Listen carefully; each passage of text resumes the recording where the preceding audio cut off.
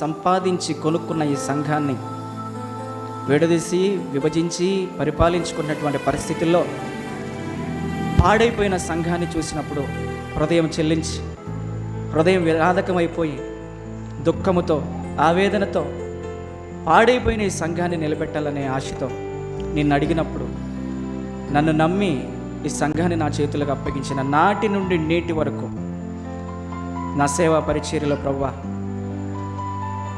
నా కష్టాన్ని, నా శ్రమను, నా అవమానాలు, నా నిందలు, నా అపహాస్యాలు, నా హేళలు అన్నీ కూడా నువ్వు చూస్తున్నావు. నీ కొరకు, నీ సంఘాన్ని నిలబెట్టడం కొరకు ప్రభువా, నన్ను నేనుగా తగ్గించుకుంటూ ప్రభువా నిన్ను హెచ్చిస్తున్నాను తండ్రి.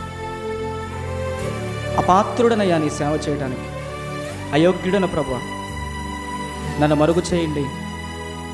మిమ్మల్ని మీరు ప్రత్యక్షపరచుకోండి తండ్రి. సంఘాన్ని నిలబెట్టండి, సంఘాన్ని బలపరచండి, సంఘాన్ని చెరిపే గుంట నక్కలను ప్రభువా దూరపరచండి.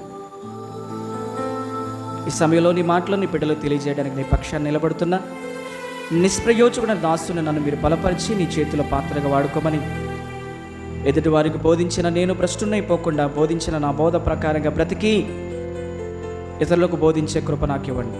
మీ ప్రియులుగా, మా ఆత్మీయులుగా, సంఘ బిడ్డలుగా నాకు అప్పగించినటువంటి నా ఆత్మీయులుగా నీ బిడ్డలు కేవలం వినువారుగానే ఉండి తమను తాము మోసపరుచుకోకుండా, ఇది మాకు కాదులే అనుకోకుండా ప్రభువా ఎవరికి వారుగా సరిచేసుకునే కృప, సాత్వికమైన మంచి మనసుతో స్వీకరించే హృదయం మీ బిడ్డలమైన మా అందరికీ దయచేయమని యేసు నామములో నీ ప్రార్థన మీకు సమర్పించి అడిగి వేడుకొంచున్నాము తండ్రి.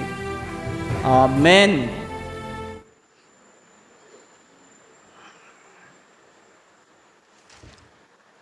క్రీస్తునందు ప్రియమైన దేవుని బిడ్డలారా, గత కొన్ని వారాలుగా కుటుంబాలను కట్టే ప్రసంగాలు మనం వింటూ ఉన్నాం. కుటుంబాన్ని నిలబెట్టేటటువంటి ఆత్మీయ సందేశాలు. అందులో భాగంగా ఒక 2 వారాల క్రితం మనం ఒక అంశాన్ని ప్రారంభించుకున్నాం. ఏ అంశం అది? భార్యాభర్తలు ఎలా ఉండాలి, ఎలా ఉండకూడదు. ఒక భర్త ఎలా ఉండాలి, ఎలా ఉండకూడదు. ఒక భార్య ఎలా ఉండాలి, ఎలా ఉండకూడదు అని బైబిల్ గ్రంథాన్ని ఆధారం చేసుకొని, నా సొంత మాటలు నేను ఏం చెప్పట్లేదమ్మా, బైబిల్ తెచ్చుకున్న మీరందరూ బైబిల్ తెరిచి నేను చెప్పే రెఫరెన్సులు చూడండి, నేను చెప్తున్న ఇన్ఫర్మేషన్ కూడా మీరు రాసుకోగలిగితే రాసుకోండి, ఓకేనా? ఒక భార్య ఎలా ఉండాలి, ఎలా ఉండకూడదు, ఇవన్నీ కూడా దేవుడు బైబిల్ గ్రంథంలో రాయించాడు. తర్వాత పిల్లలు ఎలా ఉండాలి, ఎలా ఉండాలో కూడా రాశాడు. ఒక దాసుడు తన యజమానుడి పట్ల ఎలా ఉండాలో, ఎలా ఉండకూడదో కూడా రాశాడు. ఒక యజమానుడు తన దాసుల పట్ల ఎలా ఉండాలో, ఎలా ఉండకూడదో కూడా బైబిల్ గ్రంథంలో రాయించాడు దేవుడు. దేవుడు రాయించనివంటూ బైబిల్ గ్రంథంలో ఏవీ లేవు. దేవుడు అన్నీ రాసి మన చేతిలో పెట్టాడు.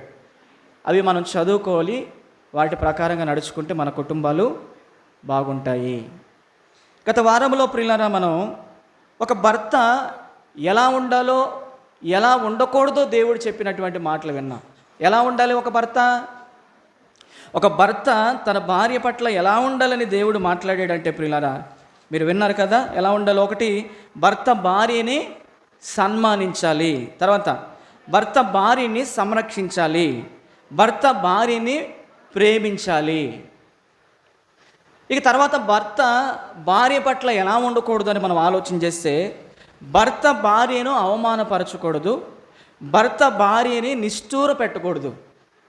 ఎందుకు భర్త భార్యను నిష్ఠూర పెట్టకూడదు అని మనం ఆలోచన చేస్తే, ఈరోజు చాలామంది భర్తలు ప్రియులారా తమ భార్యలు ఏ తప్పు చేయకపోయినా కూడా అనుమానంతో భార్యల్ని చిత్రహింసలు పాలు చేసి వారికి కన్నీటికి కారణమవుతూ వారు మరణానికి కూడా కారణమవుతూ ఉన్నారు. మరికొంతమంది భర్తలను చూసినట్లయితే మద్యానికి బానిసలైపోయి భార్య తిన్నదో తినలేదో, పిల్లలు తిన్నారో తినలేదో, మరి ఈ కుటుంబంలో జరుగుతుందో జరగట్లేదని పట్టించుకోకుండా ఆ మద్యం అనే మత్తుకి బానిస అయిపోయి తన కడుపు తను కొట్టుకుంటూ ఉంటాడు అనమాట. అంటే బాధ్యత లేని భర్త. ఈ త్రాగుబోతు భర్త వలన భార్యకి సంతోషం ఉండదు. ఇంకొకటి, పిల్లలకు సంతోషం ఉండదు. పిల్లలు బజారు పాలు అవుతారు, కట్టుకోవడానికి సరిగ్గా బట్టలు ఉండవు, చినిగిన బట్టలు వేసుకొని తిరుగుతూ ఉంటారు. భార్యకి సరైనటువంటి ఫుడ్ ఉండదు, సరైన వస్త్రం ఉండదు. ఎందుకని? చేసిందంతా సాయంత్రం కల్లా ఏం చేస్తాడు? కడుపు నిండా కొట్టుకొని వస్తాడు అన్నమాట. కొన్నిసార్లు అమ్మ ఏంటి పరిస్థితి అని అడిగినప్పుడు ఏం చేస్తాం పాస్టర్ గారు, తాగుబోతు భర్తతో ఎన్ని బాధలు పడుతున్నానో మీకేం తెలుసయ్యా, ఎన్ని అవమానాలు పడుతున్నానో నీకేం తెలుసయ్యా, పిల్లలు తింటున్నారా తినట్లేదా, జరుగుతుందా జరగట్లేదా, మరి అప్పులోళ్ళు వచ్చి మీద పడి మమ్మల్ని చిత్రహింసల పాలు చేస్తున్నా కూడా బాధ్యత రహితంగా తింటున్నాడు, తాగుతున్నాడు, పడుకుంటున్నాడు, తెల్లారుతుంది. జాగ్రత్తగా వినండి. ఇలాగ కొంతమంది భార్యలు చెప్పుకోలేక తమలో తామే నలిగిపోతూ, కృంగిపోతూ, వేదనకు గురైతూ బాధలు పడేటటువంటి భార్యలు ఉన్నారు చాలామంది. అసలు ఈ బ్రతుకెందుకు, చచ్చిపోతే పోదు కదని చెప్పేసి నుయ్యో గొయ్యో తీసుకునేటటువంటి భార్య లేకపోలేదు. పిల్లలైతే అసలు ఇలాంటి తండ్రికి మాకు తండ్రి ఏడేంది అనుకున్న వాళ్ళు చాలామంది ఉన్నారు. ఏమండి? చాలా జాగ్రత్తగా వినాలి. మంచి మాటలు చెప్తాను, చాలా జాగ్రత్తగా వినండి. సొసైటీలో, సమాజంలో జరిగే విషయాలు మీ దృష్టికి తీసుకొస్తారు, చాలా జాగ్రత్తగా వినండి. నిజంగా ఇలాంటి త్రాగుబోతు భర్తల వల్ల అమ్మ ఏంటమ్మా పరిస్థితి అంటే, ఆ తెల్లి చెప్పే మాట ఏంటో చెప్పనా? అన్నా, అక్క, నేను బ్రతుకుతుంది ఎవరి కోసం బ్రతుకుతున్నానని చెప్పిందో తెలుసా మీకు? ఎవరి కోసం బ్రతుకుతున్నానిది? నా బిడ్డల కోసం బ్రతుకుతున్నాను అన్నాను. నా బిడ్డల కోసం నేను బ్రతుకుతున్నాను, కానీ లేకపోతే ఎప్పుడో నేను నుయ్యో గుయ్యో చూసుకునేదాన్ని, నా పిల్లల్ని కూడా నాతో పాటు చంపేసుకునేదాన్ని. నేను చచ్చిపోతే నా పిల్లలు అనాథలు అయిపోతారేమో, నేను చచ్చిపోతే నా పిల్లలకి తల్లి లేకుండా తల్లి లేని పిల్లలు అయిపోతారేమో, నేను చచ్చిపోతే నా బిడ్డలు ఎవరన్నా ఒక ముద్దేస్తారా నా బిడ్డలకి, నేను చూసుకున్నట్టుగా నా పిల్లల్ని చూసుకోగలరా అని ఆ బాధని ఇతరులకు పంచుకోలేక తమలో తాము కృంగిపోయి, కుషించిపోయి, నలిగిపోయి, ఎవరికి చెప్పుకోలేనటువంటి పరిస్థితుల్లో కొంతమంది భర్తలు పెట్టే టార్చర్ అది త్రాగడం వల్ల. ఏమండి? దేవుడు చెప్పాడు ప్రియులారా, మద్యముతో మత్తులై ఉండకుడి, మద్యము నిన్ను అల్లరి పాలు చేస్తుంది. మద్యం గురించి 1 గంట ప్రసంగం చేశాను ఒకప్పుడు ఇదే చర్చిలో. ప్రియులారా, అలాగ మద్యానికి బానిసైపోయి అనుమానంతో భార్యల్ని చిత్రహింసలు పాలు చేసే భర్తలు లేరంటారా? ఏమండి? మారాలి మనం. సమాజానికి మార్పు రావాలంటే క్రైస్తవుడి వల్లే మార్పు రావాలి. ఏమండి? రాత్రి ఒక మాట చెప్పాను నేను. ఒక ప్రార్థన చేయాలన్నా, ఒక పాట పాడాలన్నా, ఒక ప్రసంగం చేయాలన్నా, లేదా దేవుని సన్నిధిలో పరిచర్య చేయాలన్నా, దేవునికి కానుకలు మనం సమర్పించాలన్నా, దేవుని సన్నిధిలో నిలబడి మనం సాక్ష్యం చెప్పాలన్నా మొదట ఏముండాలి? మన క్యారెక్టర్ కాపాడుకోవాలి. రాత్రి మీకు ఒక ఎగ్జాంపుల్ చెప్పాను. నా చేతుల నిండా గజ్జి ఉంది, గజ్జి దురద తామర ఉంది నా చేతుల నిండా. ఈ చేతులతో మీకు మంచి శ్రేష్టమైనటువంటి లడ్డు ఇచ్చాను మీకు. జాగ్రత్తగా వినండి, లడ్డు ఇచ్చాను మీకు. ఏం చెప్పారు రాత్రి? దాంట్లో కిస్మిస్లు ఉన్నాయి, బాదం పప్పులు ఉన్నాయి, దాంట్లో చక్కెర బాగుంది, అసలు లడ్డు నోట్లు వేసుకుంటే కరిగిపోయేటట్టుంది. ఎంతమంది తింటారు మీలో? చూసారా? మీరు ఎవ్వరు మాట్లాడట్లేదు. నా చేతులు బాగాకపోతే నా చేతుల్లో ఉన్న లడ్డు తీసి మీకు ఇస్తే మీరు తినరు. అంత జ్ఞానం ఉంది. మరి దేవుడు మన హృదయాన్ని ఎలా పడితే అలా పెట్టుకొని, ఎలా పడితే అలా మాట్లాడేసి, ఎలా పడితే అలా ఈ లోకంలో బ్రతికేసేసి దేవుని సంఘములోనికి వచ్చి ప్రార్థన చేస్తే, పాట పాడితే, పరిచర్య చేస్తే, వాక్యం చెబితే మరి దేవుడు తీసుకుంటాడా? ఈ నీతి నీకు తెలిసింది. నేను నా గజ్జి చేత్తో నీకు లడ్డిస్తే తినకూడదనే సంగతి నీకు తెలిసింది. మరి ఇది తెలియలేదా? ఆలోచించండి ఒకసారి. నేను చెప్పే మాటలు మీకు ఎవరికైనా బాధ కలుగుతున్నాయా? నేను వాస్తవాలు చెప్తున్నా మీకు. అపార్థం చేసుకుంటే నేనేం చేయలేను. నా చేతితో ఇచ్చే లడ్డే మీరు తినలేకపోతున్నారు, నా చేతులు మలినం అయిపోయినాయి అని, గజ్జితో ఉన్నాయని. మరి అలాంటిది సర్వలోకాలను సృష్టించిన సృష్టికర్త అయిన దేవుడు, ముల్లోకాలను ఏకకాలంలో ఏలుతున్నటువంటి దేవుడు, సైన్యములకు అధిపతియగు దేవుడు, ఆయనకు ప్రార్థన చేసేటప్పుడు ఎలా ఉండి ప్రార్థన చేయాలి? పాట పాడేటప్పుడు ఎలా ఉండి పాట పాడాలి? వాక్యం చదివేటప్పుడు ఎలా చదవాలి? పవిత్రమైన హృదయములో నుండి రావాలి ప్రార్థన, పవిత్రమైన హృదయములో నుండి రావాలి పాట, పవిత్రమైన హృదయములో నుండి రావాలి ప్రసంగం. అది దేవుడు స్వీకరిస్తాడు. ఒకసారి నమ్మిన వాళ్ళు దేవునికి గట్టిగా క్లాప్స్ కొట్టాలి. ఏమండి? కాబట్టి చాలా జాగ్రత్తగా వినండి. నేను చెప్పే మంచి మాటలు మీరు జాగ్రత్తగా వినాలి. ఒకప్పుడు మంచిగా చెప్పి ఒకప్పుడు చెడ్డగా చెప్పను. మన ఈ మధ్యలో ఎవరో సహోదరి మనులు ఈ వారం అన్నయ్య చాలా చక్కగా చెప్పాడు వాక్యం అన్నారంట. ఏ వారం చక్కగా చెప్పలేదు నేను మీకు వాక్యం? మీరు రిసీవ్ చేసుకున్న దాంట్లో ఉంది, మీరు అర్థం చేసుకున్న దాంట్లో ఉంది. మీరు అపార్థం చేసుకోకపోతే అన్నీ మంచిగానే ఉంటాయి. ఏమ్మా, అర్థమవుతుందా? కాబట్టి నా ప్రియమైన దేవుని బిడ్డలారా, నా ప్రియమైన సహోదరి మనులారా, ఇలా భర్తలు కొంతమంది భార్యలకు టార్చర్ చూపించే వాళ్ళు చాలామంది ఉన్నారు. వారి వలన కుటుంబాలు ఏమైపోతున్నాయి? పతనం అయిపోతున్నాయి. ఒక విషయం చెప్పాలంటే భర్తల కంటే భార్యలు 2 విషయాల్లో గొప్ప అని చెప్తాను నేను. ఏ విషయంలో మీరు చెప్పండి? భర్త కంటే, పురుషుని కంటే స్త్రీ, భార్య 2 విషయాల్లో గొప్పదని చెప్తాను నేను. దేంట్లో చెప్పాలి మీరు? దేంట్లో? తన సొంత దేశాన్ని విడిచి, తల్లిని విడిచి, తండ్రిని విడిచి, అన్నదమ్ములు విడిచి, అక్కచెల్లెములు విడిచి, బంధుమిత్రులు విడిచి, స్నేహితులు విడిచి, తమ సొంత ప్రాంతాన్ని విడిచి, నీ కొరకు అందరినీ అన్నిటినీ వదిలేసుకొని నీ కొరకు వచ్చి నీ ఇంట్లో ఉండి నీకు కష్ట సుఖాల్లో, సుఖదుఖాల్లో, బాధల్లో, వ్యాధుల్లో నీకు తల్లిగా, భార్యగా, అక్కగా, చెల్లిగా ఉండి నీకు ఊడిగం చేస్తూ ఉంటుంది కదా. అది మనం చేయగలమా పురుషులమి? వేరే ఊరు పోయామంటే అక్కడ ఒక రోజు కూడా ఉండలేము మనం, అక్కడ నిద్రపడ్డదో మన సొంత ఊరు వచ్చిందాక. మరి అలాంటిది నిన్ను ప్రేమించి నీకు పెళ్ళి భార్యగా ఉండి నీతో ప్రమాణం చేసి తన సొంతూరును కూడా వదిలిపెట్టి నువ్వు కావాలని నీ దగ్గరకు వచ్చి నీ పాదాల దగ్గర నీకు పరిచయం చేసుకుంటున్నావు కాబట్టి నీకు అలుసు అయిపోయింది. అందుకని నువ్వు ఎలా పడితే అలా మాట్లాడతావు, ఎవరితో పడితే వాళ్ళతో చూస్తూ ఉంటావు, ఆ భార్యను అవమానిస్తూ ఉంటావు, అంతే కదా. ఇంకోటి చెప్పనా? పురుషుడు చేయలేనిది మరొకటి ఏంది చెప్పనా? నీకు సంతానాన్ని ఇస్తుంది తెలుసా? నీకు నా బిడ్డ, నా కొడుకు, నా కూతురు అంటావు. ఎక్కడి నుంచి వచ్చిందయ్యా నీకు కొడుకు కూతురు? ఎవరి వల్ల వచ్చింది నీకు కొడుకు కూతురు? 9 మాసాలు మోసి కని పెంచి పెద్ద చేస్తే నీ కూతురు కొడుకు వచ్చింది. భార్యను పక్కన పెట్టేసి నా కొడుకు అంటాడు ఒకడు. నీ కొడుకే ఎవరన్నారు కాదని? నీ కూతురే ఎవరన్నారు కాదని? మరి ఆ కూతురు కొడుకు ఎక్కడి నుంచి వచ్చారు? ఆ స్త్రీయే లేకపోతే నీకు ఎక్కడి నుంచి వచ్చింది? ఇంకొక విషయం చెప్పనా? నీకు వంశాభివృద్ధిని కలుగు చేస్తుంది నీ భార్య. నీ భార్య నీకు వంశాభివృద్ధిని కలుగు చేయకపోతే నీ వంశం అక్కడితో ఆగిపోద్ది. ఇక అంతే. దేవునికి స్తోత్రం కలుగును గాక. అవునా? నీ కొరకు పిల్లలను కంటుంది. ఇది చేయగలనా? పురుషులు మేము చేయ పిల్లలకి అంటాం నేను. కాబట్టి పురుషుల కంటే భార్యలు 2 విషయాలు చాలా గొప్పే. చాలా జాగ్రత్తగా వినాలి. అద్భుతమైన విషయాలు చెప్తా ఈరోజు. మనస్సు పెట్టి దేవుని వాక్యం వింటే మీకు అమృతంలా ఉంటుంది. ఇక ఈరోజు ప్రియులారా, మనం ఒక భార్య ఎలా ఉండాలో ఎలా ఉండకూడదో కూడా కొన్ని విషయాలు చెప్తా, చాలా జాగ్రత్తగా వినండి. ఒక భార్య ఎలా ఉండాలి, ఎలా ఉండకూడదు.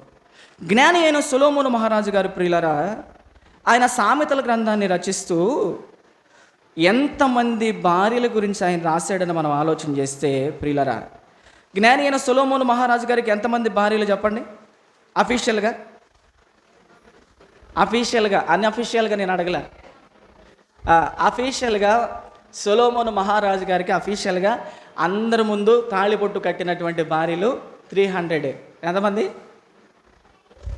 300 మందా? 700 మందా? రిఫరెన్స్ ఎక్కడుందో చదివి వినిపించండి నాకు త్వరగా. ఎవరు తెస్తారు ముందు? ఎవరు తెస్తారు? తీసి చదివి వినిపించాలి.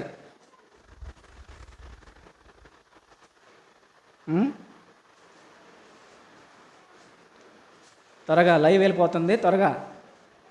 ఎక్కడుంది ఆ వాక్యం పరిశుద్ధ గ్రంథంలో? జ్ఞాని అయిన సొలొమోను మహారాజు గారికి అఫీషియల్గా 700 మంది భార్యలు అన్నాడు, 300 మంది ఉపపత్నులు అన్నాడు. మొత్తం ఎంతమంది భార్యలు? 1000 మంది భార్యలు అంట. చూడండి, అంటే 1000 మంది భార్యలు కలిగినటువంటి ఈ సొలొమోను మహారాజు గారు భార్యల గురించి బైబిల్ గ్రంథంలో ఎంత చక్కగా రాశాడో తెలుసా? ఎంతమంది భార్యల గురించి రాశాడో తెలుసా బైబిల్లో మీకు? ఒకటి, గుణవతి అయినటువంటి భార్య గురించి రాశాడు, గయ్యాళి భార్య గురించి రాశాడు, తర్వాత విసిగించు భార్య గురించి రాయించాడు, పోరు పెట్టు భార్య గురించి రాయించాడు, నెనడు గల స్త్రీ భార్య గురించి రాయించాడు, యవన కాలపు భార్య గురించి రాయించాడు, భార్య దొరికిన వారికి మేలు దొరికినని కూడా ఆయనే రాశాడు. 3 రాలు భార్య అని రాశాడు కదా, 3 రాలు భార్య. తర్వాత జ్ఞానవంతురాలైన భార్య చెప్పాలి. తర్వాత ఇంకా ఏం చెప్పాడు? వివేకము లేని సుందర స్త్రీ అని కూడా ఆయనే చెప్పాడు. గుణవతి అయిన భార్య అని కూడా ఆయనే చెప్పాడు. ఇదిగో చూడండి ప్రియులారా, సుబుద్ధి గల భార్య అని కూడా చెప్పాడు. అంటే చూడండి, భార్యల యొక్క జీవితాన్ని చదివాడు అన్నమాట ఈ సొలొమోను మహారాజు గారు కదా. తన అనుభవాల్లో నుంచి రాశాడు ఈయన. 700 మంది భార్యలు, 300 మంది ఉపపత్నులు, మొత్తం 1000 మంది భార్యలు కలిగినటువంటి బహుభార్య తత్వం కలిగినటువంటి సొలొమోను మహారాజు గారు ప్రియులారా, ఇదిగో ఇంతమంది భార్యలు, వీరి యొక్క మనస్తత్వాలు ఇలా ఉంటాయని రాశాడు బైబిల్ గ్రంథంలో. వీళ్ళందరి గురించి ఒక్కొక్కరి గురించి చెప్పాలంటే మీకు సంవత్సరాలు పట్టిద్ది. మీరు వినాలి కానీ. కాబట్టి ప్రియులారా, ఒక భార్య ఎలా ఉండాలి, ఒక భార్య ఎలా ఉండకూడదో కూడా సాక్షాత్తు దేవుడు చెప్పాడు బైబిల్ గ్రంథంలో నుంచి. మనం చూద్దాం, ఆ విషయాలు క్లుప్తంగా మనం చూద్దాం. చూడండి, సొలొమోను సామెతల గ్రంథము 31వ అధ్యాయము 10వ వచనం చూడండి. మొదటిగా భార్య ఎలా ఉండాలో చూద్దాం. త్వరగా తీయండి భార్యలారా, త్వరగా తీయండి. సామెతల గ్రంథం 31వ అధ్యాయము 10వ వచనం చూడండి. గుణవతి అయిన భార్య దొరుకుట అరుదు, అట్టిది ముత్యము కంటే అమూల్యమైనది అన్నాడు. ఆ మాట అండర్లైన్ చేసుకోండి అందరూ, స్త్రీలందరూ అండర్లైన్ చేసుకోండి ఆ మాట. గుణవతి అయిన భార్య దొరుకుట అరుదు, అట్టిది ముత్యము కంటే అమూల్యమైనది అన్నాడు. ఇప్పుడు నా పిల్లలు పెరిగి పెద్దవాళ్ళ వివాహానికి సిద్ధపడ్డారనుకోండి, మరి నా బిడ్డలకి వివాహం చేయాలంటే నేను నా భార్య ఎవరిని ఎదుగుతాం? ఆ బిడ్డకు భార్యను ఎదుగుతాం. ఎదుగుతామా ఎతకమా? ఎలాంటి భార్యను ఎదుగుతాం? ఎలాంటి భార్యను ఎదుగుతాం? ఒక అమ్మాయిని చూపించారనుకోండి, వెళ్తాం, కూర్చుంటాం, అమ్మ ఒక పాట పాడు అంటాం. అంటే మూగిదే కాదే అని, పాట బాగుందా, నత్తిగా ఉందా లేదా అని. తర్వాత ఏమంటాం? అమ్మాయి అంటాం. ఎందుకు? టెస్టింగ్ అనమాట, చెవుడు ఉందా లేదా, బాగా వినపడుతుందా అని. తర్వాత ఏది టీటీ అమ్మ, 2 చేతులు ముందుకు పెట్టి అంటాం. ఎందుకు? చేతులు ఏమన్నా లోపం ఉందేమని. కొంచెం ఒకసారి ఇంట్లోకి వెళ్ళి ఏమైనా తీసుకురమ్మా అంటాం. ఎందుకు చెప్పండి? ఎందుకు? ఎందుకంటే నేను చాలామంది కార్యక్రమాలకు వెళ్ళాను కాబట్టి నేను చూస్తున్నాను, నాకు తెలుస్తాయి. నడక బాగుందా లేదా అని కాళ్ళు, తర్వాత దొండ పేదల్లాగా ఉన్నాయా, తర్వాత చెప్పండి ఎర్రగా ఉందా లేదా రంగు, చెప్పండి లావు ఎంత ఉంది, హైట్ ఎంత ఉంది, అంటే అబ్బాయికి అమ్మాయికి సమానంగా ఉంటా. ఇవన్నీ చూస్తామా చూడమా? ఏంది నేను చెప్పే కొత్త మాటలైంది? తప్పనిసరిగా ఇవి చూస్తారు. చూడని వాళ్ళు ఎవరు చెప్పండి? కళ్ళు మూసుకొని పెళ్లి చేసుకున్న వాళ్ళు ఉన్నారు ఈ రోజుల్లో. పాతకాలంలో ఉన్నారు, అమ్మ నాన్నలు ఎవరిని చూస్తే వాళ్ళు చేసుకునే వాళ్ళు ఉన్నారు ఆ కాలంలో. ఈరోజు ఎవరున్నారు? వాళ్ళకే డిసైడ్ చేసుకున్నారు ఇంకా భార్యలను. అంటే చూడండి, మన పిల్లలకి ఒక భార్యను మనం చూసేటప్పుడు ఎంత బాగా ఎతుకుతామో కదా. ఏం చూస్తాం వాళ్ళల్లో? అన్యులైతే, దేవుని వాక్యం ఎరగినటువంటి వారైతే ఇవి చూస్తారు. కలర్ చూస్తారు, హైట్ చూస్తారు, వెయిట్ చూస్తారు, తర్వాత ధనం చూస్తారు, డబ్బు చూస్తారు, అందం చూస్తారు. తర్వాత ఏం చూస్తారు? అవయవాలన్నీ బాగుండేయా లేదా అని చూస్తారు. కానీ క్రైస్తవులు ఏం చూడాలి? క్రైస్తవులు ఏం చూడాలి? గుణము చూడాలి. పై ఆకారం చూసి కాదు మనం కోడలిగా భార్యగా చేసుకోవాల్సింది. ఏం చూడమని దేవుడు చెప్పాడంటే, ప్రియమైన దేవుని వల్లరా, గుణము. గుణవతి అయిన భార్య దొరుకుట అరుదు, తక్కువ అన్నాడు. గుణవతి అయిన భార్య దొరుకుట అంటే అర్థం ఏంటి? వెతుకుతున్నాం కదా, వెతుకుతున్నాం కాబట్టి దొరకాలి. దొరికేది మరి ఎలాంటి దొరకాలంట? గుణవతి అయిన భార్య దొరకడం తక్కువ అన్నాడు, ఎక్కువ అన్నాడు దేవుడు? తక్కువ నాయన, తక్కువయ్యా. గుణవతి అయిన భార్య దొరుకుట తక్కువ. ఒకవేళ అట్టిది దొరికిందనుకో, అట్టిది ముత్యము కంటే చెప్పండి చెప్పండి, ఎలాంటిదంట? అమూల్యమైనది. కన్నొంకరుందా, మూతొంకరుందా, చేయిలొంకరున్నాయా, కాళ్ళొంకరున్నాయా, ఈ మనం చూస్తాం. కానీ దేవుడు ఏమన్నంటే బైబిల్ గ్రంథంలో ఒక రాజుని తన ప్రజల్ని పరిపాలించడానికి ఆయన నియమించుకునేటప్పుడు దేవుడు ఏం చూశాడు? ఎత్తు చూశాడా, వెడల్పు చూశాడా, రంగు చూశాడా, లావు చూశాడా, ఏం చూశాడమ్మా? దేవుడు నరుల వేషము చూడడు. ఏం చూస్తాడు మరి? ఇంకోటి, మనం వెళ్ళినప్పుడు లేని కలర్ కూడా వచ్చేసిద్ది. ఎవరికి? అమ్మాయికి లేని కలర్ కూడా వచ్చేసిద్ది. ఆ పెళ్లి చూపుల రోజు బాగా కలర్ వేస్తారు. ఆ తర్వాత పెళ్ళి అయిపోయిన తర్వాత 4-5 వారాలకి ఏమైపోతుంది, ఆ కలర్ అంతా పోయి మామూలు కలర్ వచ్చేసిద్ది. అప్పుడు ఏం జరిగింది? యాకోబు మోసపోయాడు కదా లేయ దగ్గర. అలా జరిగిద్ది అన్నమాట. మోసం చేస్తారు కొంతమంది పచ్చి అబద్ధాలు చెప్పి పెళ్లి చేస్తారు కదా. మాకు ఇన్ని కోట్లు స్థలాలు ఉన్నాయి, మాకు ఇన్ని భూములు ఉన్నాయి, మాకు ఇంత బంగారం ఉంది, మేము వడ్డీలకి తిప్పుతున్నాం డబ్బులంతా కూడా, మా ఇంట్లో కట్టలు ఎక్కడ పడితే అక్కడే ఉంటాయి అని చెబుతారు. ఇంటికి రాగానే పెళ్లి చేసుకోగలం కొన్నాళ్ళకి ఏముండవు, ఇంటి నిండా అప్పులే, ఇల్లు కూడా తాకట్లో ఉందని తెలిసిద్ది. అప్పుడు ఏమవుతాయి కుటుంబాలు? అందరూ చెప్పాలి, అమ్మ మీరందరూ పెద్దలు, వయసులో, అనుభవంలో, తల్లులు తండ్రులు, మీరంతా చెప్పండి. ఏమవుతాయి కుటుంబాలు? ఏమవుతాయి? 100 అబద్ధాలు ఆడి పెళ్లి చేస్తే ఆ పెళ్లి కాదు. ఒక్క నిజమైన చెప్పి వాళ్ళకి పెళ్లి చేయాలి. అమ్మ వినండి, జాగ్రత్తగా వినండి. కాబట్టి గుణవతి అయినటువంటి భార్యను వెతకమన్నాడు దేవుడు. ఒక రాజును దేవుడు ఏర్పాటు చేసుకునేటప్పుడు కూడా దేవుడు మనుషుని పైవేషాన్ని చూడనన్నాడు, మనుషుని యొక్క హృదయాన్ని చూస్తారన్నాడు దేవుడు. హృదయాన్ని, పైవేషము, గలతీ పత్రికలు అంటాడు, మనుషుని యొక్క వేషమాన్ని చూసేవాడు కాదు దేవుడు. అంటే ఆ టయానికి అన్నీ అలంకరించేసుకుంటూ ఉంటారు. అది కాదు. దేనితో అలంకరించుకోవాలంటే స్త్రీలు? గుణమును అక్షయమైన అలంకారముతో మిమ్ములు మీరు అలంకరించుకోండి అన్నాడు. గుణము. ఇంకోటి సద్గుణము అన్నాడు. సద్గుణము అంటే మంచి గుణము. అలాంటి భార్యను తీసుకురావాలి మన పిల్లలకి. అలాంటి భార్యని తీసుకొచ్చినప్పుడు మన కుటుంబాలు ఎలా ఉంటాయి? బాగుంటాయి. కాబట్టి గుణవతి అయిన భార్య దొరుకుట అరుదు, అట్టిది ముత్యము కంటే అమూల్యమైనది. మన పిల్లలకి భార్యలు మనం ఎదిగేటప్పుడు పిల్లరా, డబ్బు ఉంటే చాలులే, వాళ్ళకి స్థలాలు ఉన్నాయి, వాళ్ళ పొలాలు ఉన్నాయి, వాళ్ళకి ఉద్యోగాలు ఉన్నాయి, వాళ్ళకి వ్యాపారాలు ఉన్నాయి, మన పిల్లోడు ఇళ్ళ రకం పోయినా చక్కగా బతుకుతాడు అనుకుంటారేమో. జాగ్రత్త అని చెప్తున్నా. నీ కొడుకు విశ్వాసం అనుకో, నీ కోడలు అవిశ్వాసం అనుకో, ఏమవుతుంది?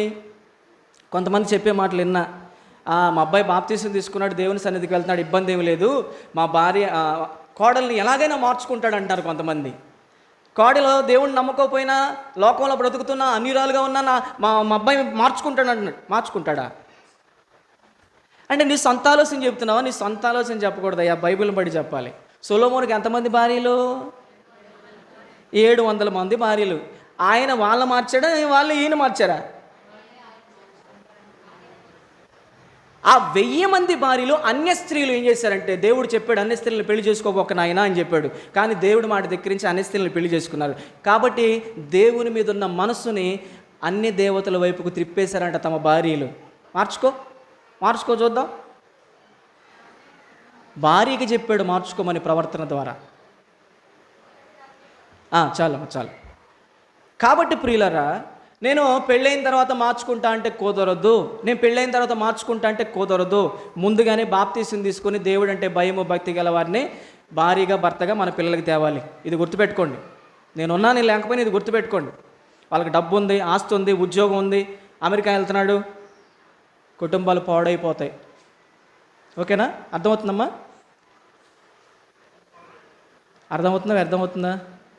మీరు స్పందిస్తే నాకు వాక్యం చెప్పాలనిపించింది. మధ్యలో పాటలు పాడాలంటే ఇది పాట కచ్చిరి కాదయ్యా. ఒకసారి గేటుగా దేవునికి స్తోత్రం చెల్లిద్దాం గట్టిగా. దేవునికి స్తోత్రం కలుగును గాక. సంతోషం చెప్పాలి, దేవునికి స్తోత్రం కలుగును గాక. కాబట్టి ఒక భార్య ఎలా ఉండాలి అని దేవుడు కోరుకుంటున్నాడంటే, గుణవతి అయినటువంటి భార్యగా ఉండాలి అని దేవుడు కోరుకుంటున్నాడు. గుణవతి అయిన భార్యగా ఉండాలి అని దేవుడు కోరుకుంటున్నాడు. ప్రియులరా, ఒక స్త్రీకి అందము అనేది ప్రాముఖ్యమైనది కాదు, కానీ ప్రియులరా మెయిన్ గుణం అనేది మనం చూడాలి. ఆ గుణం ఎలా ఉందో చూసి మన పిల్లలకి మనం వారిని తీసుకొచ్చి వివాహం చేయాలి. అది గుర్తుపెట్టుకోండి. తర్వాత ప్రియులరా, ఒక భార్య ఎలా ఉండాలని దేవుడు కోరుకుంటున్నాడంటే చూద్దాం. అదే సామెతల గ్రంథం 19వ అధ్యాయం 14వ వచనం చూద్దాం.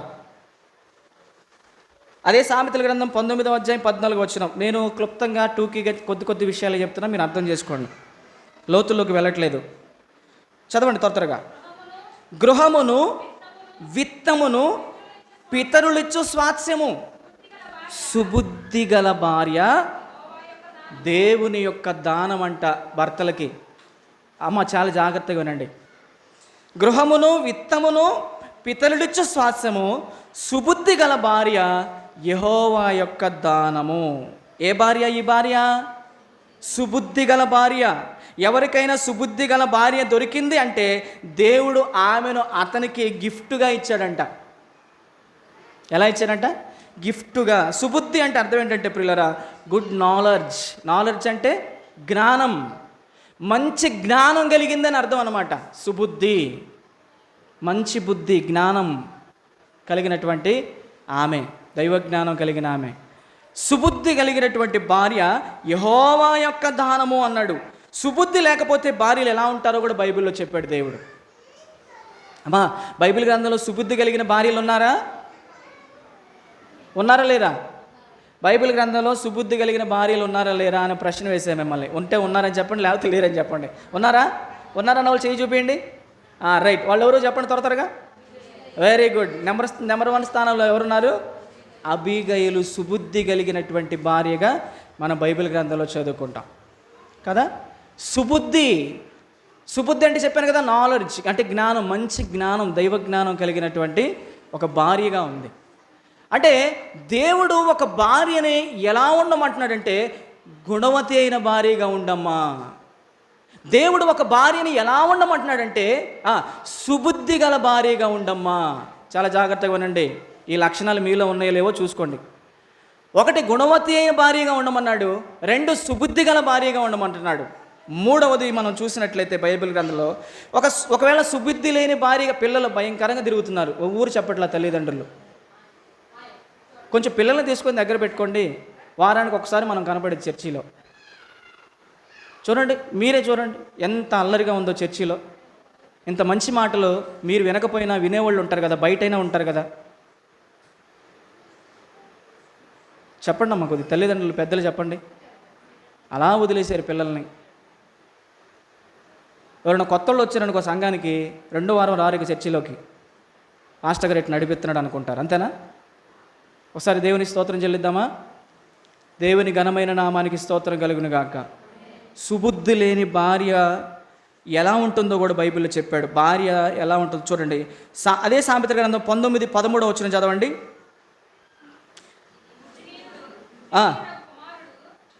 సామెతలు 19:13. ఇందాక 19:14 చదివాం కదా, సామెతలు 13 చదవండి. అదేనా? సరే. భార్య తోడి పోరు ఎడతెగక పడుచుండు, అక్కడే ఉందా? ఆ మాటే చదవండి చాలు.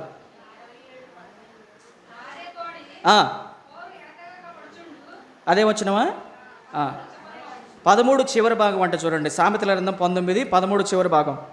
భార్య తోడి పోరు ఎడతెగక పడుచుండు, బిందువులతో సమానము అన్నాడు. భార్య తోడు పోరు అన్నాడు. భార్య తోడు పోరు అంటే అర్థం ఏంటి? అంటే సుబుద్ధి లేనటువంటి భార్య ఏం చేస్తుందంటే ఇంట్లో భర్తతో పోరు పెట్టుకుంటుంది అనమాట. అందుకే చెప్పాను కదా, సొలొమోను పోరు పెట్టు భార్య గురించి కూడా రాశాడు. కుటుంబంలో పోరు, ఒకటే పోరు. ఉదాహరణ మీకు ఒకటి చెప్తా వినండి. కొన్ని కుటుంబాల్లో చూస్తూ ఉంటాం, ఒకటే పోరు. ఏంటి ఆ పోరు అంటే ఎలా ఉంటుందంటే ప్రియులరా, ఎడతెగక పడుచుండు బిందువులతో సమానం అన్నాడు. ముసురు పట్టింది అనుకోండి, వాన ఎలా పడుతుంది? ముసురప్పుడు ఎలా ఉంటుంది? ఇసుకిస్తూ ఉంటుంది. బయటకు వస్తే వాన పడతా ఉంటుంది, ఆరిపోదు, బురద అంటుకుంటూ ఉంటుంది. ఎప్పుడు తగ్గిపోద్దా అని ఇసుకు పడుతుంది మనకి, అవునా? కొన్ని కుటుంబాల్లో ప్రియులారా ఈ పోరు పెట్టే భార్య ఏం చేస్తుందంటే ముసురు పట్టినట్లుగా, ముసురు పడితే మనకి ఎంత ఇసురుగా ఉంటుందో ప్రియులారా, కుటుంబాల్లో కూడా కొన్ని కుటుంబాలలో ముసురు పడతా ఉంటుంది. అది ఎన్ని రోజులు పట్టిద్ది చెప్పలేము. అది 2 రోజులు పట్టొచ్చు, అది 3 రోజులు పట్టొచ్చు, అది 4 రోజులు పట్టొచ్చు, అది వారమే పట్టొచ్చు, లేకపోతే నెలే పట్టొచ్చో చెప్పలేము. ముసురు ఎప్పుడు చిటపట పడతానే ఉంటాయి అన్నమాట. కుక్క మీద పెట్టి చెప్పండి, బల్లి మీద పెట్టి, పిల్లి మీద పెట్టి చెప్పండి, అత్త మీద పెట్టి, ఏం చేస్తూ ఉంటారు? ఇంకా ప్రసంగాలు చేస్తూ ఉంటారు ఇంట్లో. భార్య తోడి పోరు, ఇది బైబిల్లో ఉన్న మాట. భార్య తోడు పోరు ఎడతెగక పడుచుండు బిందువులతో సమానము. ఒకరోజు 2 రోజులతో పోనివరిక ఇది సాగదీసుకుంటూ ఉంటారు విడిపోయేదాకా.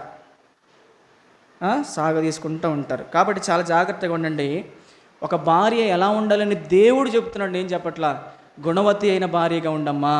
2, సుబుద్ధి గల భార్యగా ఉండమ్మా. 3, యోగ్యురాలు తన భర్తకు కిరీటం అని బైబిల్ గ్రంథంలో ఉంది. సామెతల గ్రంథం 12:4 సామెతల గ్రంథం 12:4 యోగ్యురాలు తన పెనిమిటికి కిరీటము. ఆ మాట అండర్లైన్ చేసుకోండి. యోగ్యురాలు తన భర్తకు కిరీటం అన్నాడు. చూడండి, భర్త ఏ భార్య యోగ్యురాల భార్య అంటే ప్రియులారా, యోగ్యురాలైన భార్య అంటే భర్తకు కిరీటం అంట. అంటే యోగ్యురాలైన భార్య దొరికితే ఇక ఆ భర్తకి ఏం దొరికినట్టు? కిరీటం, నెత్తి మీద కిరీటం దొరికినట్టే.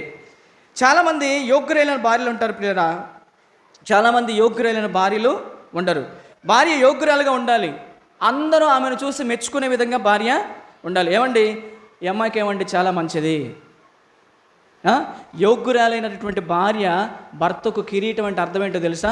నీ భర్త బయటికి వెళ్ళినప్పుడు నువ్వు భర్తకు కిరీటంగా ఉన్నావు కాబట్టి, అంటే భర్తకి గౌరవాన్ని తెచ్చే భార్య అని అర్థం. 10 మందిలో నుంచున్నప్పుడు నిన్ను బట్టి నీ భర్తకి గౌరవం పెరగాలి. రండి కూర్చోండి అని కుర్చేయాలి భర్తకి. నువ్వే నీ భర్తను గౌరవించకుండా ఎలా పడితే అలా మాట్లాడేసి, ఎలా పడితే అలా అనుమానించేసి, వాళ్ళతో వీళ్ళతో కట్టేసేసి నువ్వు అట్టాడోడు ఇట్టాడోడివి అన్నావు అనుకో, ఇక సమాజం ఏమో నీ భర్తను గౌరవించిద్ది. ఒరే నాయన మాకేం చెప్పావు కానీ, అవునా కాదమ్మా, అయ్యా మాకేం చెబుతావు కానీ నువ్వు వెళ్ళి నీ ఇంట్లో ముందు నీ భార్యకి చెప్పుకొని వచ్చి మాకు చెప్పయ్యా అంటారు. కాబట్టి నా సహోదరులారా, దేవుని బిడ్డలారా, దేవుని సంగమా, ఈరోజు ఈ విలువలు తెలియక కుటుంబ వ్యవస్థ పాడు చేసుకుంటున్నారు. ఈ మాటలు మీకు విషములాగే ఉండొచ్చు. ఈ మాటలు ప్రియులారా అమృతం లాంటి మాటలు, ఈ బైబిల్ గ్రంథంలో ఉన్న మాటలు. వీటి ప్రకారంగా మనం కానీ నడవగలిగాం అనుకోండి, ఈ మాటలు మన కుటుంబాలను కడతాయి. దేవునికి స్తోత్రం కలుగును గాక. కాబట్టి యోగ్యురాలు భార్యగానే ఉన్నావా? సుబుద్ధి కలిగిన భార్యగానే ఉన్నావా? గుణవంతురాలైనటువంటి భార్యగానే ఉన్నావా లేదా అనేది నీకు నీవుగా పరిశీలన చేసుకో. ఇది దేవుడు నీకు చెబుతున్న మాట, నేను చెప్పే మాట కాదు. ఇది దేవుడు నీకు చెబుతున్నటువంటి మాట. తర్వాత వస్తీ గురించి మనం ఆలోచన చేసినప్పుడు, వస్తీ రాజుగారికి యోగ్యురాలైన భార్యగా లేదు. అంటే రాజుగారు చెప్పినటువంటి మాట వినలా ఆమె. కాబట్టి ఆ రాజుగారు ఏం చేశారంటే, ఈ వస్తీ అనే రాణిని భార్యగా విస్మరించేసి భార్యగా ఎవరిని స్వీకరించాడు? యోగ్యురాలైనటువంటి, గుణవంతురాలైనటువంటి, సుబుద్ధి కలిగినటువంటి ఎస్తేరును భార్యగా చేసుకున్నాడు కదా? అవునా కాదా? సుబుద్ధి లేని, గుణము లేని, యోగ్యురాలు కానీ ఈ వస్తీని విడిచిపెట్టేసి, భార్యగా విడిచిపెట్టేసి ఎస్తేరుని భార్యగా చేసుకున్నాడు. ఎందుకు భార్యగా చేసుకున్నాడు? ఎస్తేరులో సుబుద్ధి ఉంది, ఎస్తేరులో గుణం ఉంది. ఎస్తేరులో ప్రియులారా మనం చూసినప్పుడు ఏముంది? కాబట్టి ప్రియులారా ఆలోచన చేయండి, అపార్థం చేసుకోబాకండి. యోగ్యురాలైన భార్య తన భర్తకు కిరీటము. ఎక్కడికి పోయినా తన భార్యను బట్టి తన భర్తకి గౌరవ మర్యాదలు అందుతాయి. ఈరోజు నీ భర్తను ఎందరో గౌరవించలేకపోతున్నారంటే, ఎలా పడితే అలా మాట్లాడుతున్నారంటే, విలువలేకపోతున్నారంటే కారణం ఏంటంటే, ఒకవేళ నువ్వు యోగ్యురాలైన భార్యగా నీ భర్తకు కిరీటంగా లేవేమో. నీ భర్తను నువ్వే ఎలా పడితే అలా మాట్లాడితే ఇక సమాజం ఎందుకు మాట్లాడరు? భర్తని భార్యకి ఎలా ఇచ్చాడు చెప్పనా? దేవుడుగా ఇచ్చాడంట, బైబిల్లో రాయబడిన మాట. భర్తని భార్యకి దేవుడిగా ఇచ్చాడంట బైబిల్ గ్రంథంలో. చాలామంది అన్య స్త్రీలు పతియే ప్రత్యక్ష దైవముగా ఆరాధిస్తారంటే, కనిపించని దేవుడు ఉన్నాడో లేడో మాకు తెలియదు కానీ కనిపించే నా భర్తే నాకు దైవం. పతియే ప్రత్యక్ష దైవం అనుకుంటారు. కానీ ఈరోజు మనకి ఆ పతి విలువ, ఆ సతి విలువ మనకు తెలియట్లేదు కదమ్మా. కాబట్టి చాలా జాగ్రత్తగా ఉండండి. సుబుద్ధి కలిగినటువంటి భార్యగానే ఉన్నావా? యోగ్యురాలైనటువంటి భార్యగా, అంటే భర్త గౌరవాన్ని పెంచే భార్యగానే ఉన్నావా లేదా అనేది నీకు నువ్వు ఆలోచన చేసుకో. ఏమండి, తర్వాత సామెతల గ్రంథం 14:1 చూస్తే మరొక భార్య, జ్ఞానవంతురాలు తన ఇల్లు కట్టును, మూఢురాలు తన చేతులతో తన ఇల్లు ఓడబెరుకును అని బైబిల్ గ్రంథంలో సొలొమోను చెప్పాడు. ఇక్కడ ఈ భార్య ఎవరంట? జ్ఞానవంతురాలైన భార్య అంట ఈమె. ఒక జ్ఞానవంతురాలైనటువంటి భార్య తన ఇల్లు కట్టుకుంటుందంట. అమ్మ, ఇల్లు అంటే ఏ ఇల్లు అనుకుంటున్నారు మీరు? జ్ఞానవంతురాలైనటువంటి భార్య సిమెంట్ తెచ్చి, ఇసుక తెచ్చి, రాళ్ళు తెచ్చి, ఇనుము తెచ్చి తన చేతులతో ఇల్లు కట్టుకుంటుందని అర్థమా? భౌతిక సంబంధమైన ఇల్లు అది కాదు. జ్ఞానవంతురాలు తన ఇల్లు కట్టును అన్నాడంటే ఏ ఇల్లు అంటే ప్రియులారా, కుటుంబం అనే ఇల్లు కట్టుకుంటుంది. భర్తని, పిల్లల్ని, తల్లిదండ్రుల్ని, అత్తామావల్ని చక్కగా చూసుకుంటుంది అన్నమాట. తన కుటుంబాన్ని కట్టుకుంటుంది జ్ఞానవంతురాలు. కింద మళ్ళా ఎవరి గురించి చెప్పాడు ఇక్కడ? మూడు రాలు భార్య గురించి చెప్పాడు. మూడు రాలు అంటే అర్థం ఏంటి? అబ్బా, బల్లే చెప్పారమ్మా మీరు, దేవునికి స్తోత్రం కలుగురుగాక. బల్లే చెప్పారు. మూడు రాలు అంటే మూర్ఖురాలు అని అర్థం. మంచేదో చెడేదో తెలియదు. తన పట్టిన కాళ్ళకి మూడే, కుందేలకి మూడే కాళ్ళకి, అంతే. ఎవరు చెప్పినా వినదేగా, నా మాటే నేను చెప్పిందే వేదం. అలా ఉంటే నీ కుటుంబం మొక్క చెక్కలైపోయింది. కాబట్టి ఇక్కడ జ్ఞానవంతురాలు తన ఇల్లును కట్టును, మూడు రాలు తన చేతులతో తన ఇల్లు ఓడబెరుకును. ఏ ఇల్లు అంటే ప్రియులారా, ఒక స్త్రీ జ్ఞానవంతురాలు కావాలంటే ఏం చేయాలి? ఒక స్త్రీ జ్ఞానవంతురాలు కావాలంటే ఏం చేయాలి?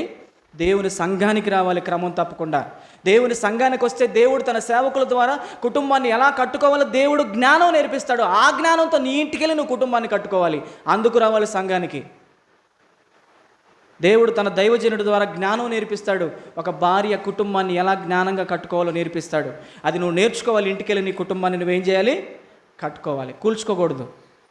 కుటుంబాన్ని మన చేతులతో మనం కూల్చుకోకూడదు. మూడు రాలు తన చేతులతో తన ఇల్లు ఓడబెరుకును. జ్ఞానవంతురాలు ఏమవుతుందంట? ఇల్లుని కట్టుకుంటుంది. ఇల్లు అంటే కుటుంబం కట్టుకుంటుంది. మూడు రాలు అయితే ఏం చేస్తుంది? ఇల్లు పాడు చేసుకుంటుంది. భర్త ఒక దారి, పిల్లలు ఒక దారి, ఏమొక దారి. మూడు రాలు జ్ఞానం ఏంటంట? జ్ఞానం. ఏ జ్ఞానం? దైవ జ్ఞానం. లౌకికమైన లోక సంబంధమైన జ్ఞానం గురించి దేవుడు మాట్లాడలేదు. నీ కుటుంబాన్ని నువ్వే కట్టుకోవాలి. నీ కుటుంబాన్ని నువ్వు పాడు చేసుకోకూడదు. బైబిల్ గ్రంథంలో ఒక మాట ఉంటుంది. ఏంది? ఏ మాటమా చెప్పండి? భార్య ఒకవేళ భర్త దేవుడికి లోపడకపోతే, భర్త దేవుని యందు భయము భక్తిగా లేకపోతే, భర్త లోకస్తుడిగా బ్రతుకుతుంటే, భార్య తన పవిత్రమైన ప్రవర్తన చేత భర్తని దేవుని యొద్దకు నడిపించుకోవచ్చని బైబిల్లో ఉంది. నీ ప్రవర్తన కూర్చున్న కాడి నుంచి వాళ్ళతో కట్టి, వీళ్ళతో కట్టి, వాళ్ళతో అనుమానించి నువ్వు అట్టాటోడు, నువ్వు ఎట్టాటోడివి, అక్కడ తిరిగి ఇక్కడ తిరిగి అన్నావు అనుకో, ఏం మార్చుకుంటున్నావు భర్తని? ఇంకా ఏం చేస్తున్నాడు? ఎడుగుడు నేను తప్పు చేయకపోయినా కూడా చేశాను అంటది కాబట్టి చేత్తే పోయిద్ది అనుకుంటాడు. ఇక నీ కొంపలో నువ్వే చిచ్చు పెట్టుకున్నట్టే. కాబట్టి దేవుని బిడ్డలారా, ఇది దేవుని కుటుంబం. ఈ కుటుంబంలో ఇలాంటి మాటలే నేర్పిస్తారు. చెడుని పారదోలుతాడు దేవుడు. కుటుంబాల్లో ఉన్న చెడుని ఏం చేస్తాడు? పారదోలుతాడు. కుటుంబాలను కడతాడు దేవుడు. చెడుని దూరం చేసుకోవాలి మనం. కాబట్టి జ్ఞానవంతురాలు తన ఇల్లు కట్టును, మూడు రాలు తన చేతులతో తన ఇల్లు ఓడబెరుకును. ఇంతవరకు ఎంతమంది భార్యల గురించి చెప్పాను చెప్పండి త్వరగా. 1, గుణవతి అయిన భార్యగా ఉండాలని. 2, సుబుద్ధి గల భార్యగా ఉండాలని. 3, యోగ్యురాలైన భార్యగా ఉండాలని. 4, జ్ఞానవంతురాలైన భార్యగా ఉండాలని. బైబిల్ గ్రంథంలో జ్ఞానవంతురాలైన భార్యలు చాలామంది ఉన్నారమ్మా, చాలామంది ఉన్నారు. వాళ్ళందరి గురించి మీరు చదువుకుంటున్నారా? వాళ్ళందరి గురించి మీరు వింటున్నారా? మరి వాళ్ళలాగా మీరు కూడా బతకాలి. అప్పుడు మిమ్మల్ని కూడా ఏమంటారు? జ్ఞానవంతురాలైన భార్యలని. దేవుడు కొనియాడిన భార్యలు ఉన్నారు కొంతమంది. రేపు వచ్చేవారం చెప్తాం మీకు. దేవుడే కొనియాడాడంట వాళ్ళని. జ్ఞానవంతురాలైన భార్యలని దేవుడే కొనియాడాడంట వాళ్ళని. దేవుడు మిమ్మల్ని కూడా రాబోయే భవిష్యత్తు దినాల్లో కొనియాడాలి. జ్ఞానవంతురాలైన భార్య అని కొనియాడాలి దేవుడు. నేను అలా కొనియాడాలంటే నువ్వు చాలా జాగ్రత్తగా ఉండాలి. తర్వాత నెనరు గల స్త్రీ ఘనత నొందును అన్నాడు. నెనరు గల స్త్రీ ఘనత నొందును అన్నాడు. తర్వాత ప్రియులారా, కాబట్టి భార్య ఇలా ఉండగలిగితే, ఇది దేవుడు చెప్పినటువంటి ఈ ధర్మాలను భార్య ప్రియులారా చాలా చక్కగా దేవుడు చెప్పినట్లుగా ఇలా కానీ భార్య ఉండగలిగితే, భర్త ఎందుకు ప్రేమించాడో చెప్పండి? తన సొంత శరీరాన్ని ప్రేమించుకున్నట్లుగా నీ భార్యను నువ్వు ప్రేమించని దేవుడు చెప్పాడు కదా. నీవు గుణవతి అయిన భార్యగా, సుబుద్ధి గల భార్యగా, యోగ్యురాలైన భార్యగా, నెనడగలిగినటువంటి భార్యగా, జ్ఞానవంతురాలైన భార్యగా నువ్వు ఉండగలిగితే నీ భర్త నిన్నెందుకు ప్రేమించడు? మీరు వేసుకున్న ప్రశ్న ఒకసారి. ప్రేమించడా? కాబట్టి నా దేవుని బిడ్డలారా, నీ పవిత్రమైన ప్రవర్తన నీ భర్తని మార్చాలి. ఓ స్త్రీ, నీ భర్తను రక్షించుకునేదో లేవో అది నీకే తెలియను అంటాడు పౌలు గారు. ఎవరో తెలియదు? నీకే తెలియను. నీ చేతిలో ఉన్నాడు నీ భర్త. ఆయన మారాలన్నా, ఆయన లోకంలో కలవాలన్నా ఎవరి చేతిలో ఉన్నాడు? నీ చేతిలో ఉన్నాడు. నువ్వే మార్చుకోవాలి. నీకు అప్పచెప్పాడా పని? నీ పవిత్రమైన ప్రవర్తనే నీ భర్తని దేవుని సన్నిధికి నడిపించాలి. ఒకవేళ లోపం నీలో ఉందేమో సరి చేసుకోవచ్చు కదా. ఏమా, సరి చేసుకుంటే కుటుంబాలు చాలా చక్కగా ఉంటాయి. భార్య ఇలా ఉండగలిగితే నీ భర్త నిన్ను తప్పనిసరిగా ప్రేమిస్తాడు, సన్మానిస్తాడు, గౌరవిస్తాడు, సంరక్షిస్తాడు, నిన్ను నెత్తి మీద పెట్టుకొని ఊరేగుతాడు. కాబట్టి ప్రియులారా, దేవుని బిడ్డలారా, జ్ఞానము కలిగి నీ కుటుంబాన్ని నువ్వు కట్టుకుంటావో, మూడు రాలుగా ఉండి నీ కుటుంబాన్ని నువ్వు కూల్చుకుంటావో నీ ఇష్టం. అది దేవుడు నీ చేతులకు అప్పగిస్తున్నాడు. నీ కుటుంబాన్ని నువ్వే సరి చేసుకో. జరిగినటువంటి ఎగ్జాంపుల్ ఒకటి చెప్తాను, చాలా జాగ్రత్తగా వినండి. ఒక ఇద్దరు భార్య భర్త ఉన్నారంట. మీకు ఎప్పుడు నేను చెప్తా. వాళ్ళిద్దరు కూడా లోకంలో ఉన్నారు. ఇద్దరు కలిసి సాయంత్రం రాగానే మందు పెట్టుకొని చక్కగా సిగరెట్లు తాగుతా ఎంజాయ్ చేస్తూ ఉంటారు మత్తులో ఇద్దరు. ఒకానొక సమయంలో మీలాంటి వాళ్ళు ఎవరో వెళ్ళి ఆ భార్యకి సువార్త ప్రకటించారు. ఆ భార్య సువార్త విని విశ్వసించి మారు మనసు పొంది బాప్తీసం తీసుకొని పాపాలు గడిగి వేసుకొని చర్చికి వెళ్తుంది. ఏమంటే మీరు కూడా రండి చర్చికి పోదామని భర్తకు చెప్పింది. భర్తకు చెప్తే నువ్వు పోతున్నావుగా, నువ్వు పోలే అంటున్నాడు. సరే అని చెప్పేసి ఆయన బలవంతంగా నేను ఎంత తీసుకెళ్ళని చెప్పేసి భార్య ప్రార్థనకి వెళ్ళటం మొదలుపెట్టింది. దేవుడు వాక్యం వింటుంది. వినే కొద్దిగా తనలో మార్పు అనేది పెరిగిపోతుంది. ఇక భార్య ఎన్ని అంటున్నా, ఎన్ని తిడుతున్నా, ఎన్ని కొడుతున్నా ఎదురు మాట్లాడుతులా, తిరిగి కొట్టట్లా, ఏమనట్లా, మౌనంగా ఉంటుంది. భార్యలో ఉన్న బలహీనతను కనిపెట్టాడు ఈ భర్త. ఏం చేశాడో చెప్తా. వెంటనే బయట ఉన్నటువంటి ఒక అమ్మాయిని తీసుకొచ్చి ఇంట్లో పెట్టుకున్నాడు. ఏనండి జాగ్రత్తగా, బయట ఉన్న ఒక ఆమెను తెచ్చుకుని ఇంట్లో పెట్టుకున్నాడు అనమాట. చూడండి, చాలా జాగ్రత్తగా వినండి. ఆయన ఎప్పుడైతే బయట ఉన్నటువంటి స్త్రీని తీసుకొచ్చి ఇంట్లో పెట్టుకున్నాడో, ఇంట్లో ఉన్నటువంటి ఈ సొంత భార్య ఏం చేస్తుందంటే చాప దుప్పటి దిండు పట్టుకొని బయటికి వెళ్తుంది. ఆయన బయట నుంచి లోపలికి తీసుకుని రావటం, ఈమె బయటికి వెళ్ళిపోవటం, ఆయన తీసుకొని రావటం, ఈయన బయటికి వెళ్ళిపోవటం, ఈమె వెళ్ళిపోగానే ఆమె బయటికి రావటం చానాళ్ళు జరిగింది. ఇది చరిత్రలో జరిగిన సంఘటన అమ్మ. చానాళ్ళు జరిగింది. ఒకానొక సమయంలో సొంత భార్య భర్తకి హార్ట్ అటాక్ వచ్చింది. ఏమొచ్చింది? హార్ట్ అటాక్ వచ్చింది. హార్ట్ అటాక్ వచ్చి అమ్మో అని ఇటు గుండె కొట్టుకుంటా తలడిల్లిపోతా ఏడుస్తున్నాడు, కేకలు పెడుతున్నాడు. ఆయన తెచ్చుకున్నా ఉంది కదా, ఆమె బయటకు వచ్చి బాయ్ మీ ఆయనకి గుండె నొప్పి పుడుతుందంట, నేను వెళ్తున్నా అని వెళ్ళిపోయింది. సొంత భార్య ఏం చేసింది?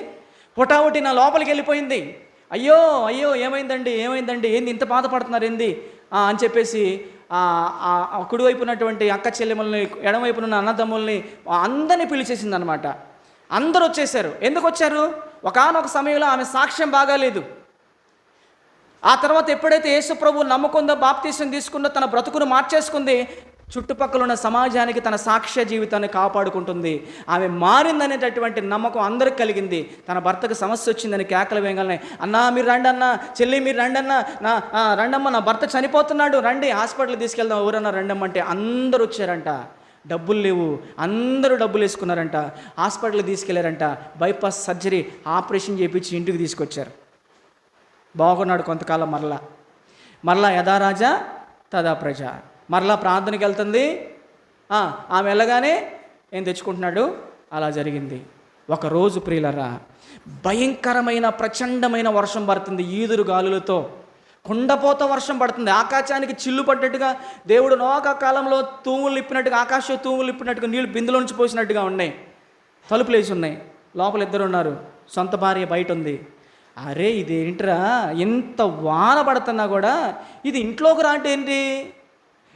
రాదేంటి, బయట ఏం చేస్తుంది, అసలు ఉందా లేకపోతే పక్కింటి వాళ్ళకి ఏమైనా వెళ్ళిందా అని చెప్పేసి ప్రియులరా అలా వచ్చి ఇలా తలుపు తీసి భర్త చూడగానే భార్య, సొంత భార్య బాచపట్లు వేసుకొని కూర్చుందంట. ఈ లోతు నీళ్ళల్లో కూర్చొని ఉంది భార్య. ప్రచండమైన వర్షం పడుతున్నా, ఈదురుగాలులు వస్తున్నా, అంత భయంకరమైనటువంటి నీళ్లలో ఈ లోతులో బాంచపట్లు వేసుకుని కూర్చొని వణికిపోతూ ఉంటే మనోడు వచ్చాడు, హీరోలాగా బయటికి తలుపులు తెరిచాడు. చూశాడు. ఆ భార్యని చూడగానే తన హృదయం చెల్లించిపోయింది. తన బండ పారిపోయినటువంటి గుండె బద్దలైపోయింది. కన్నీరు మున్నీరు అయిపోయాడు. దెయ్యంలా పట్టింది కదా, బయటికి పట్టింది కదా, వచ్చింది. నువ్వురా, పోతే పోయిందిలే, పేడ నువ్వురా అంటుంది. ఏం చేశాడు తెలుసా భర్త? ఏం చేసి ఉంటాడంటారు మీరు చెప్పండి, త్వరగా చెప్పాలి. ఏం చేసి ఉంటారంటారు? నువ్వురా, పోతే పోయింది, పేడ విరగడైతే నువ్వురా అంటుంది. వెనక్కి చూసి దవడ మీద పెట్టి ఒక్కటి పీకి ఇంట్లో నుంచి బయటికి నెట్టేసి బయటికి వెళ్ళిపోయి నడుము లోతు నీళ్ళల్లో కూర్చొని ఉనికిపోతున్నటువంటి దాని భార్యని అమాంతంగా చేతులతో అలా ఎత్తుకొని ముద్దు పెట్టుకొని ఇంట్లోకి తీసుకెళ్ళాడు. దేవునికి స్తోత్రం కలుగును గాక. గట్టి చెప్పాలి, దేవుని స్తోత్రం కలుగును గాక. అమాంతంగా తన భార్యని ఎత్తుకొని అలాగే ఇంట్లోకి తీసుకెళ్ళిపోయాడు. నీ ప్రవర్తన వలనే నీ భర్త మారాలి. చూడండి దేవుని వాక్యం ఎంత చక్కగా నెరవేరిందో. స్త్రీలారా, నీ భర్తని ఎవరు మార్చుకోవాలంట? నువ్వే. నీ పవిత్రమైన ప్రవర్తనే నీ భర్తని దేవునిలోకి తీసుకొచ్చింది. లోకంలో ఉన్నాడేమో, లోకస్తుడిగా ఉన్నాడేమో, అన్ని ఆలోచనలు కలిగి ఉన్నాడేమో, ధనాపేక్ష కలిగి ఉన్నాడేమో, అవన్నీ నువ్వే చెప్పుకోవాలమ్మా. ఎవరు చెప్పుకుంటారు? బయట వాళ్ళు వచ్చి చెప్తారా? నువ్వే చెప్పుకోవాలి. నీ భర్తకు నువ్వు చెప్పుకోవాలి. ఏమండి, అలా కాదు, ఇలా కాదు, అది తప్పు, ఇది తప్పు, చర్చికి వెళ్దాం, మార్చుకోవాలి భర్తని. సుబుద్ధి కలిగిన భార్య అబీగయిలు, భర్త ఎవరైనా నాబాలు మొరటోడని, మోటోడని, బహు పనికిమాలినని, దుష్టుడని, కృతజ్ఞత లేనివాడని తన పనుళ్లే సాక్ష్యం ఇచ్చాడు. అలాంటి మొరటోడిని, దుష్టుడిని ఏం చేసింది భార్య? మార్చుకుందమ్మా, మార్చుకో. ఒకవేళ నీ భర్త దేవుడికి లోపడతలేదేమో, ఒకవేళ లోకంలోనే ఉన్నాడేమో, ప్రేమతో మాట్లాడు, దేవుని సన్నిధికి నడిపించుకో.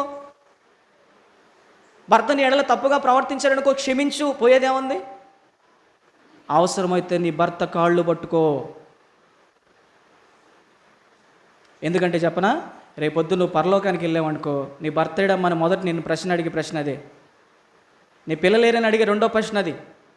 నన్ను కానీ మనందరిని కానీ అడిగేది. కాబట్టి ఒక భార్య ఎలా ఉండాలి? ఇంక చెప్పండి, చూడకుండా చెప్పండి.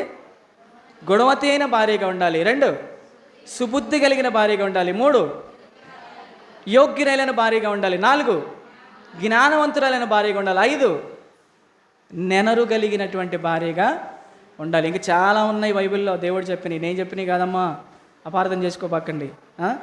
చాలా ఉన్నాయి ప్రియులరా. కాబట్టి చాలా జాగ్రత్తగా ఉండండి. కుటుంబాలను చాలా జాగ్రత్తగా మీరు కట్టుకోండి. ఇక భార్య ఎలా ఉండకూడదని దేవుడు చెప్పాడంటే రెఫరెన్స్లు చెప్తా, రాసుకోండి, ముగిచేసుకుందాం. సామెతల గ్రంథం 27వ అధ్యాయం 15 నుంచి 16 దాకా మీరు రాసుకోండి. సామెతల గ్రంథం 27, 15 నుంచి 16. భార్య ఎలా ఉండకూడదంటే గయ్యాలి భార్యగా ఉండకూడదంట. ముసురు దినమున ఎడతెగక కారు నీళ్లును గయ్యాలి అయిన భార్యయు సమానము అన్నాడు. కాబట్టి భార్యగా నువ్వు గయ్యాలి భార్యగా ఉండకూడదని దేవుడు చెప్తున్నాడు. జాగ్రత్త.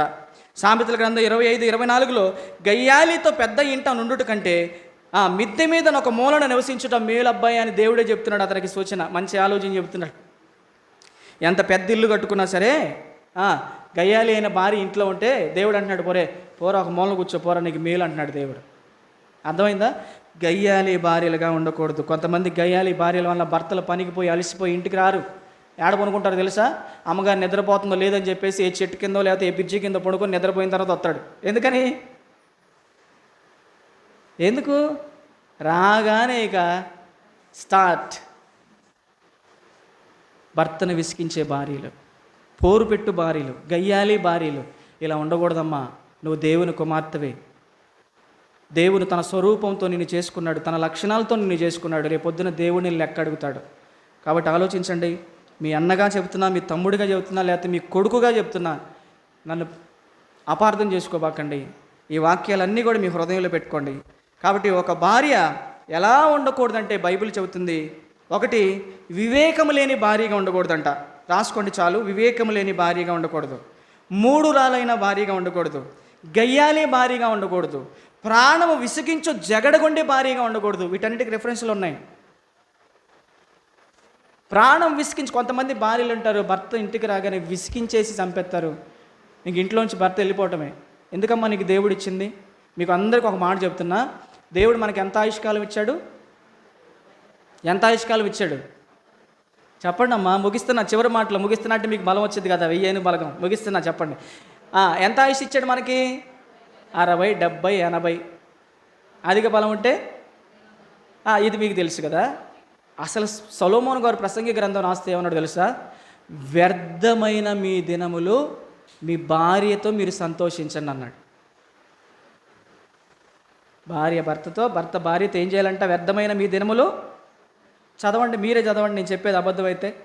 సామెతల ప్రసంగి గ్రంథం 9వ అధ్యాయం ముగింపు మాటలు చూడండి. చాలా విషయాలు ఉన్నాయి, నేను రేపు వచ్చే వారం కూడా కంటిన్యూషన్ చేస్తాను. చూడండి, సామెతల గ్రంథము ప్రసంగి గ్రంథం 9వ అధ్యాయం. ఆ మాట మీకు దొరికితే త్వరగా చదవండి, రైట్ సైడ్ ఉంటుంది. త్వరగా 9వ అధ్యాయం 9వ వచనం. 9:9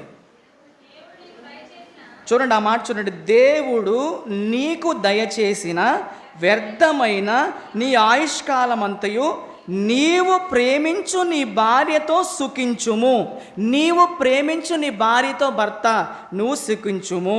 తర్వాత నీ వ్యర్థమైన ఆయుష్కాలమంతయు సుఖించుము. ఈ బ్రతుకునందు నీవు కష్టపడి చేసుకున్న దాని అంతటికి ఇదే నీకు కలుగు భాగము.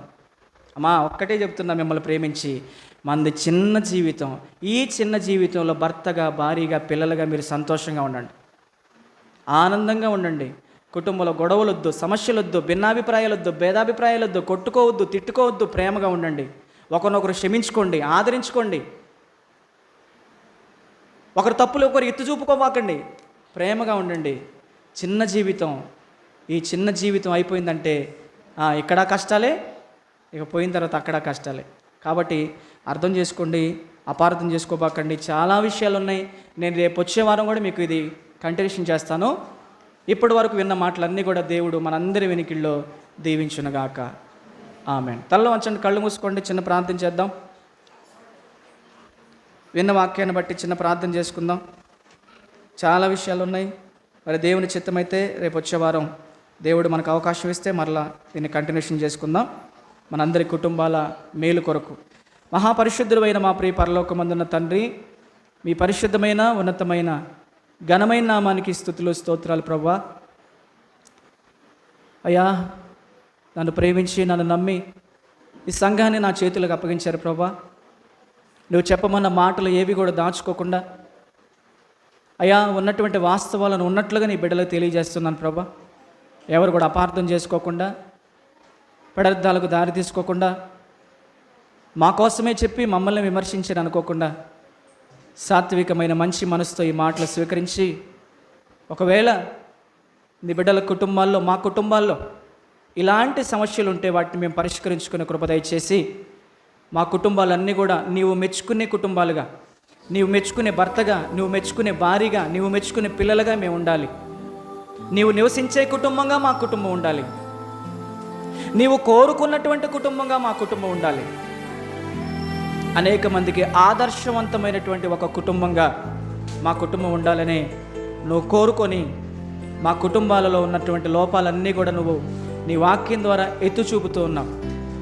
నీవు చూపిస్తున్నటువంటి ఈ వాక్యాలన్నిటిని బట్టి ఒక భర్తలముగా మాలో ఉన్నటువంటి లోపాలు మేము సరిచేసుకొని, మాకు నియమించినటువంటి ధర్మాలను మేము నెరవేర్చి, నీవు మెచ్చుకున్న భర్తగా అయ్యా, మాకు ఇచ్చినటువంటి భార్యలుగా తండ్రి నీ ధర్మాలన్నీ కూడా నెరవేర్చి, నువ్వు మెచ్చుకున్న భార్యలుగా మా పిల్లలు కూడా ప్రభువా నీవు ఇచ్చిన ధర్మాలన్నీ నెరవేర్చి నువ్వు మెచ్చుకున్న పిల్లలుగా ఉండే కృప కూడా మాకు దయచేయండి అయ్యా.